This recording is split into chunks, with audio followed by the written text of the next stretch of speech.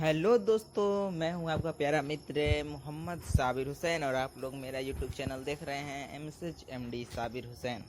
तो दोस्तों, अगर आपने इससे पहले की वीडियो नहीं देखी है तो प्लीज़ जाकर उसे देख लीजिए और इस वीडियो को भी पूरी तरह से देख कर जाइएगा, क्योंकि दोस्तों ये बहुत ही महत्वपूर्ण इसमें दिया गया है इस वीडियो में।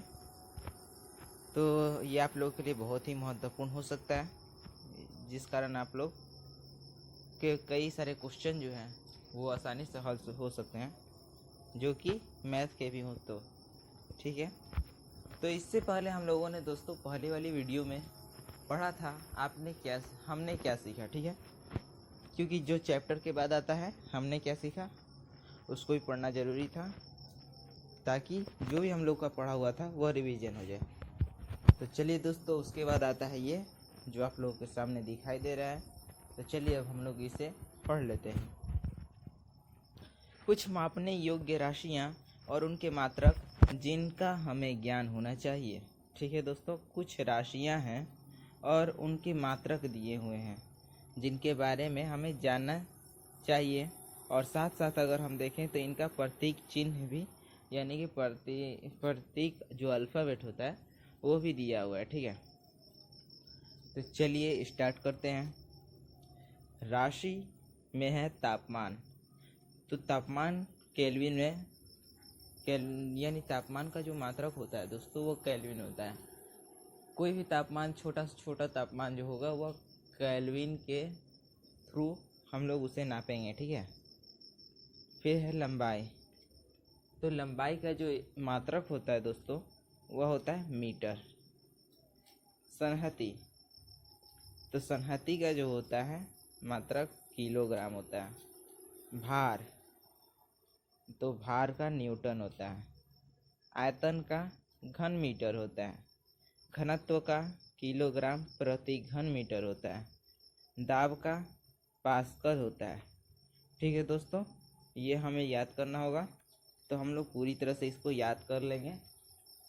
फिर अगर हम लोग इसके प्रतीक की बात करें तो केल्विन का के, मीटर का एम, किलोग्राम का केजी, न्यूटन का एन, घन मीटर का हम लोग घन मीटर है ना, तो घन का क्यू हम लिख सकते हैं मीटर क्यू। ठीक है, किलोग्राम प्रति घन मीटर यानी कि केजी, और फिर उसके बाद मीटर दिया है और माइनस में घन मीटर दिया है। ठीक है दोस्तों, माइनस में क्यू है। पास्कल का पी है। ठीक है दोस्तों, पास्कल का जो पा है ना वही दिया हुआ है पी ए। इस पत्ती को तो याद करना हमारे लिए उतना मुश्किल नहीं है, बट जो राशि है और उसके जो मात्रक हैं उसको हमें याद करना ज़रूरी है, और यह थोड़े डिफ़िकल्ट हो सकते हैं आपके लिए। तो दोस्तों मैं यही सलाह दूंगा कि आप लोग इसे पूरी तरह से याद कर लें, भले थोड़ा मेहनत लगे। ठीक है, चलिए आगे की वीडियो हम लोग देखते हैं क्या दिया हुआ है। अभ्यास, यानी कि क्वेश्चन आंसर हमें अब सॉल्व करना होगा दोस्तों। तो पहला क्वेश्चन है, निम्नलिखित तापमानों को सेल्सियस इकाई में परिवर्तित करें। तो सेल्सियस जो इकाई होता है दोस्तों, उसमें अगर हमको परिवर्तित करना है तो सबसे पहले हमें जानना होगा कि कितना केल्विन के बराबर कितना सेल्सियस होता है। ठीक है, तो 273 केल्विन 273.25 जो केल्विन होता है उसके बराबर 0 सेल्सियस डिग्री होता है। ठीक है, 0 डिग्री सेल्सियस होता है। और अगर हम 1 सेल्सियस डिग्री की बात करें तो बस 373 जो है उसमें 1 जोड़ देना है, हमारे पास 374 हो जाएगा। और 374 जो केल्विन है वह 1 डिग्री सेल्सियस, यानी कि 373 में हम लोग जितना जोड़ देंगे उतना सेल्सियस डिग्री हो जाएगा। ठीक है, तो क्योंकि यह 300 दिया हुआ है केल्विन, तो उसमें से हम 273 को घटा देंगे तो हमें मालूम चल जाएगा कि 273 में कितना जुटा तो 300 हुआ। ठीक है दोस्तों, तो 300 में से हम 273 को घटाएंगे तो देखेंगे हमारे सामने जो आंसर आएगा वो आएगा 27। और हम कह सकते हैं जो ए ऑप्शन है उसका जो सेल्सियस डिग्री हम बताएं तो 27 डिग्री सेल्सियस होगा। ठीक है। बी में दिया हुआ है दोस्तों 573 केल्विन। 573 केल्विन में से हमें 273 केल्विन को घटा देना है और जितना बचे उतना को हम लोग डिग्री सेल्सियस में कर सकते हैं, यानी कि 573 minus 273 kelvin is equal to 300 Celsius, 300 degree Celsius. ठीक है। अब दूसरा क्वेश्चन है दोस्तों, निम्नलिखित तापमानों को केल्विन इकाई में परिवर्तित करें। ये दिया हुआ है डिग्री में दोस्तों, सेल्सियस डिग्री में, डिग्री सेल्सियस में दिया है 25 डिग्री सेल्सियस, 373 डिग्री सेल्सियस। अब हमको इसको केल्विन में परिवर्तित करना है, तो ज़्यादा कुछ नहीं करना है दोस्तों। 273 में 25 को जोड़ देंगे तो कितना आएगा, तो हमारे सामने आएगा 95, 295 डिग्री सेल्सियस। ठीक है दोस्तों। नहीं, कुछ गलत हुआ है, 297 डिग्री सेल्सियस। ठीक है दोस्तों। 97 भी नहीं होगा यार, 98 डिग्री सेल्सियस होगा। यानी कि अगर हम बात करें 25 degree Celsius is equal to 298 degree यानी 298 केल्विन होगा। फिर है बी में 373 डिग्री सेल्सियस, तो अब हमें इसमें भी 273 जोड़ना है। तो 3 3 6 7 7 14 के 4 हाथ से लेके 3 3 6 7 7 4 6 746 केल्विन। ठीक है दोस्तों, जो बी है ऑप्शन इसका हो जाएगा 746 केल्विन। तीसरा जो है क्वेश्चन वह कुछ इस तरह से है, निम्नलिखित अवलोकनों हेतु कारण लिखें। नेफ्थलीन को रखा रहने देने पर यह समय के साथ कुछ भी ठोस पदार्थ छोड़े बिना अदृश्य हो जाता है। नेफ्थलीन का यहाँ पर मतलब है शायद दोस्तों जो हम लोग कपूर जानते हैं ना, शायद वही होता है। तो यह क्या होता है कि हम लोग कहीं पर भी छोड़ देते हैं तो देखते हैं धीरे धीरे यह गायब हो जाता है, गैस के रूप में परिवर्तित हो जाता है। तो हमें इसके कारण बताना है। तो हम कह सकते हैं दोस्तों कि नेफ्थलीन क्या होता है। नेफ्थलीन एक ऐसा पदार्थ है जो द्रव के रूप में परिवर्तित हुए बिना गैस के रूप में परिवर्तित हो जाता है, जिस कारण उसका कोई भी अवशेष जो होता है वह नहीं बचता है, जिस कारण वह हमें दिखाई भी नहीं देता। बी है, हमें इत्र की गंध बहुत दूर बैठे हुए भी पहुंच जाती है। तो हम इसको कैसे दर्शाएंगे दोस्तों, तो अगर हम कहेंगे कि इसका कारण मुख्य तरह से यह है कि जो इत्र होता है इसमें यानी कि क्या होता है, इनके जो अणु होते हैं यह वायु के अणु में चारों तरफ बहुत ही आसानी से मिल जाते हैं, जिस कारण वह दूर दूर तक सुगंधित हो जाते हैं। जो वायु होते हैं वह इत्र की गंध के साथ मिलकर सुगंधित हो जाते हैं और दूर दूर तक जो भी व्यक्ति होते हैं उन तक वह सुगंध चली जाती है।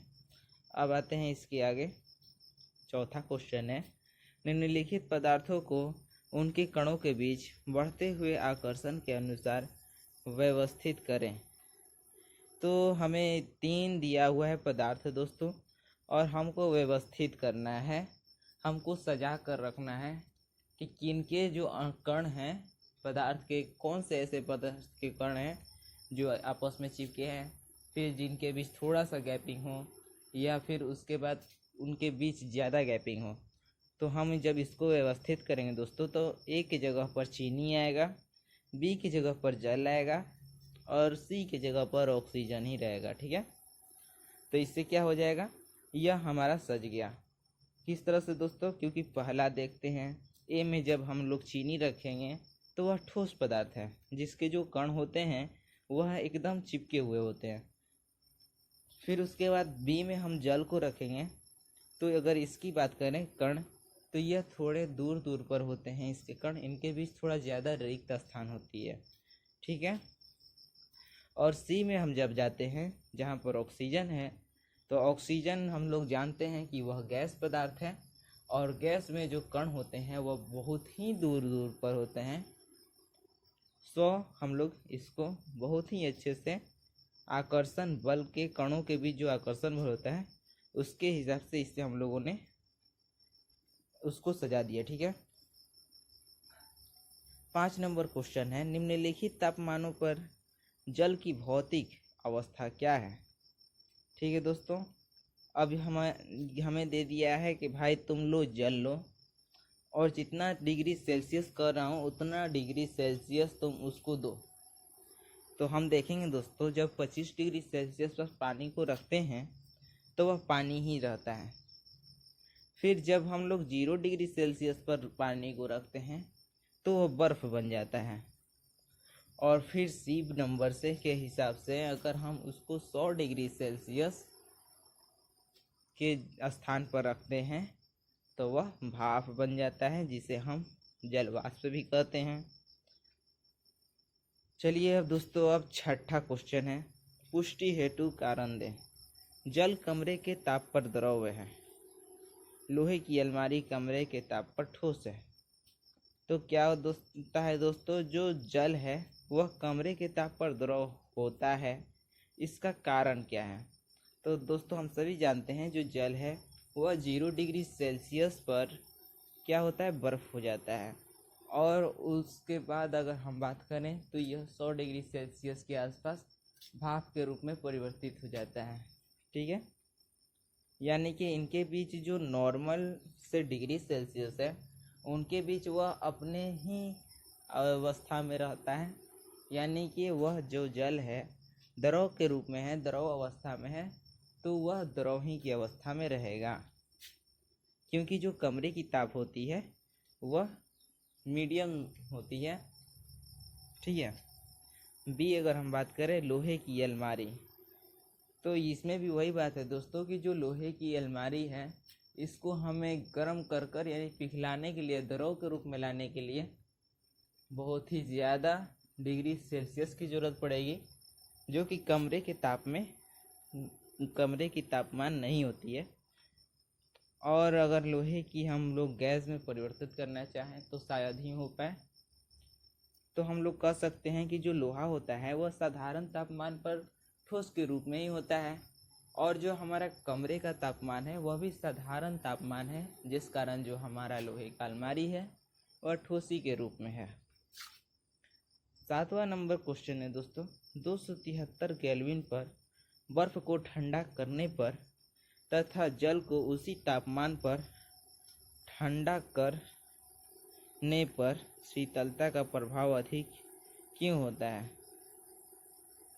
दोस्तों इसमें कहने का मतलब ये कह रहा है 273 केल्विन पर बर्फ़ को ठंडा करने पर तथा जल को इसी तापमान पर ठंडा करने पर शीतलता का प्रभाव अधिक क्यों होता है।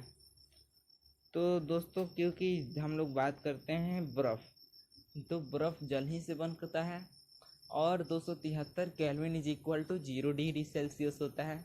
और हम सभी जानते हैं कि जो जल है वह 0 डिग्री सेल्सियस पर बर्फ़ बन जाता है, यानी कि जो बर्फ़ है वह खुद पहले से ही 0 डिग्री सेल्सियस पर है। ठीक है, तभी तो वह बर्फ़ है। फिर उसके बाद हम पानी लेते हैं और उसको भी 0 डिग्री सेल्सियस पर रख देते हैं और उसको भी हम बर्फ़ बना देते हैं। तो अब इसकी शीतलता क्यों अधिक हो जा रही है दोस्तों।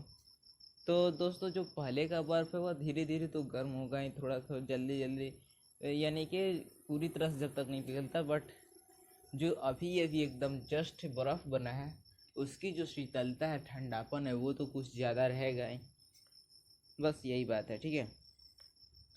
8वां पॉइंट जो है, उबलते हुए जल अथवा भाप में से जलने की तीव्रता किसमें अधिक महसूस होती है।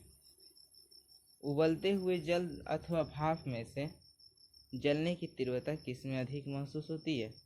अब कह रहा है दोस्तों कि अगर हम बात करते हैं कि कोई भी बीकर में हम लोग पानी ले लिए और उसको हम लोग उबालेंगे, और फिर अगर हम दूसरा बीकर लिए हैं तो उसको हम लोग क्या करेंगे कि जल वाष्प में परिवर्तित करेंगे, और फिर उसके बाद हम अपने हाथों से पता लगाएंगे या किसी भी जो ऐसा जो हो मीटर जिससे हमें मालूम चल सके कि किस में ज़्यादा तापमान है, तो हम लोग उसी को चेक करेंगे। ठीक है, उसी की सहायता से हम लोग चेक करेंगे। तो हम लोग क्या देखते दोस्तों, हम लोग देखते हैं कि जो उबला हुआ जल है उसका तापमान कम है और जो भाप है उसका तापमान अधिक है। क्योंकि दोस्तों जो होता है भाप वह ज़्यादा डिग्री सेल्सियस पर बनता है। ठीक है, और जो पानी गर्म होना ये तो आम बात है, और थोड़े से ही ज़्यादा अगर हम लोग इस पर गर्मी देते हैं, तापमान देते हैं, तो यह उबलने लगता है। और इसका दोस्तों यह जो वीडियो है यहीं पर समाप्त हो जाएगा, बट इसके मैं एक और उदाहरण दे देता हूँ। कभी कभी हम लोग चाय वगैरह जब किसी प्याले में या कप में डालते हैं तो बाय मिस्टेक कभी हमारा हाथ चल जाता है चाय के अंदर, और हम सभी जानते हैं कि जो चाय होता है वो गर्म ही होता है, ताज़ा ही होता है, उबला ही हुआ रहता है, बट हमें उससे उतना ज़्यादा हाथ नहीं जलता। लेकिन जब कभी कभी हम लोग चाय निकालते हैं और उसके जो भाप है वो हमारे हाथों में लगते हैं तो हमें बहुत ही जलन महसूस होती है। ठीक है दोस्तों, तो इस तरह से भी हम इसका उदाहरण दे सकते हैं। तो अगर हम बात करें दोस्तों इस वीडियो की, तो यह वीडियो यहीं पर समाप्त होता है। अगर आपको यह वीडियो अच्छा लगे तो प्लीज़ इसे लाइक कीजिएगा, कमेंट कीजिएगा एंड सब्सक्राइब ज़रूर कीजिएगा। धन्यवाद।